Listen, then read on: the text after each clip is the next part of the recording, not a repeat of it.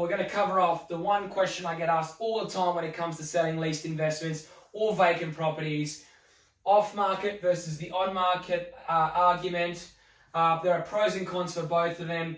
Very, very quickly, price expectation from you as a seller is the most important. If you're not realistic on price, then you might as well forget the entire debate. I'll harp on about that. There's also the understanding that, to give you some more background, getting cash buys, especially on larger assets, 5 million, 10 million, 50, 100 plus million, is unlikely. Yeah, you might get a few of them once in a blue moon, but most of the time you're going to have a buyer in those larger premium grade assets who's subject to finance.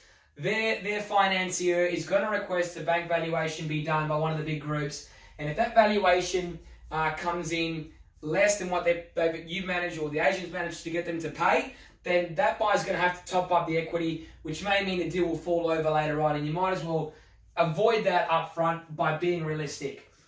Property class, is it industrial, is it office, is it retail, is it childcare, service station, medical, is it a hotel?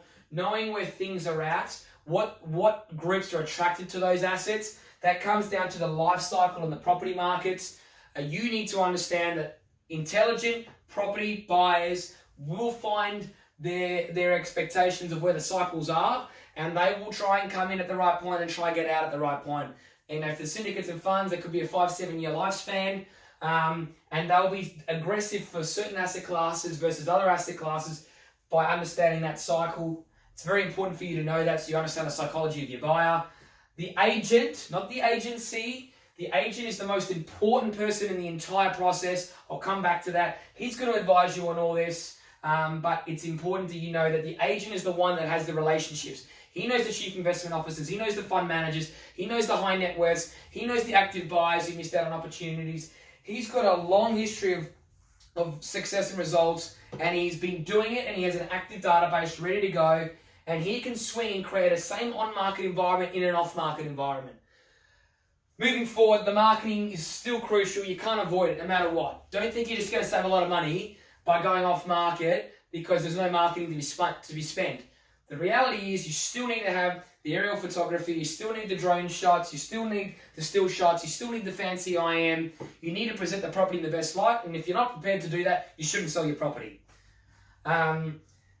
Target audience, super, super important. Who is my target audience? Is this a purpose-built facility that's specific to certain people? Is this asset 20 million plus, so I'm eliminating a lot of the high net worths and the mum and dads? Is it 80 million plus? Am I only dealing with institutions? Is it a once-in-a-lifetime opportunity asset that's been holding within a group for 100 years, within a private family for a long period of time? Those things will dictate, I've got to go on market, or I can still achieve the same result off market. Is it a super prime product right now? Service stations, medical, childcare, super, super prime, super affordable. People got money between $1 and $2 million. There's lots of it.